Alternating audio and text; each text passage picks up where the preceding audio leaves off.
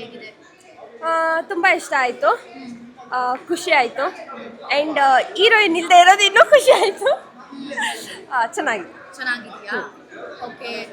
ಮೊನ್ನೆ ಒಂದು ಮಾರ್ಕ್ ಸಿನಿಮಾದಲ್ಲಿ ಇವೆಂಟಲ್ಲಿ ಒಂದು ಹೇಳಿಕೆ ಕೊಡ್ತಾರೆ, ಏನು? ಯುದ್ಧಕ್ಕೆ ರೆಡಿ ಅಂತ ಹೇಳಿ. ಏನು ಹೇಳ್ತೀರಾ ಇದಕ್ಕೆ?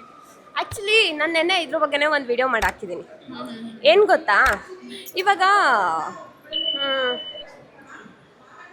ನಮ್ಮ ರಾಜ್ಯದಲ್ಲಿ ಹೇಳ್ಬೇಕು ಅಂತಂದರೆ ರೀಸೆಂಟಾಗಿ ಫಾರ್ಮರ್ಸ್ ರೈತರು 1 ವೀಕ್ ಸ್ಟ್ರೈಕ್ ಮಾಡಿದ್ರು. ಸೊ ಅವಾಗ ಯಾರೂ ಬರಲಿಲ್ಲ. ಆ್ಯಂಡ್ ಇನ್ನೊಂದು 1 ಇಯರ್ಗೆ ಆಲ್ಮೋಸ್ಟ್ 4000 ಮೆಂಬರ್ಸ್ದು ಹುಡುಗಿರ್ಗೆ 4000 ಮೆಂಬರ್ಸ್ ಹುಡುಗಿರ್ಗೆ ಅತ್ಯಾಚಾರ ಆಗ್ತಿದೆ. ಸೊ ಯಾರೂ ಬರ್ತಿಲ್ಲ, ಅದನ್ನು ಯಾರೂ ಮಾತಾಡಲಿಲ್ಲ. ಆ್ಯಂಡ್ ಇನ್ನೊಂದು ಎಷ್ಟೋ ಜನ ವಿದ್ಯಾರ್ಥಿಗಳಿಗೆ ಕರೆಕ್ಟಾಗಿ ಶಿಕ್ಷಣ ಸಿಗ್ತಾ ಇಲ್ಲ, ಅದ್ರ ಬಗ್ಗೆ ಯಾರೂ ಮಾತಾಡಲಿಲ್ಲ.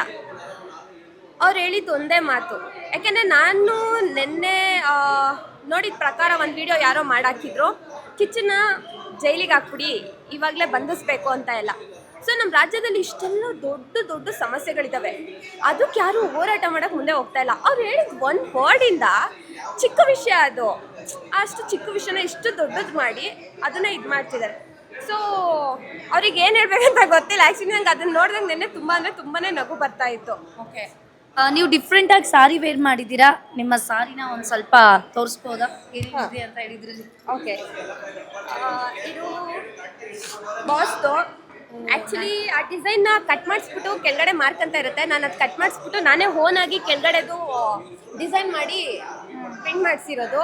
ಬಿಕಾಸ್ ಇದು ಇಲ್ಲಿ ಮಾರ್ಕ್ ಅಂತ ಬರುತ್ತೆ, ಬಟ್ ಇದು ಅವರು ವಾರಿಯರ್ ಥರ ಅಲ್ವಾ, ಸೊ ಅದಕ್ಕೋಸ್ಕರ ನಾನು ಓನಾಗಿ ಇದನ್ನು ಮಾತಾಡ್ಬಿಟ್ಟು ಇದು ಮಾಡಿಸಿದ್ದು.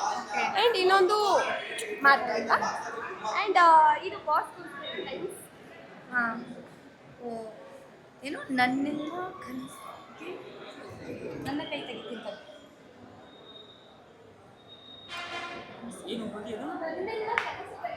ಹಾಂ.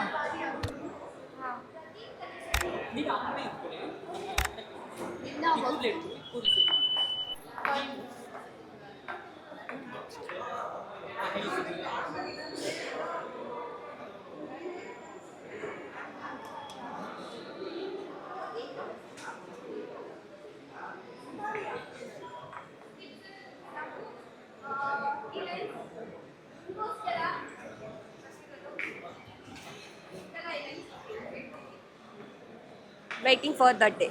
Thank you so much.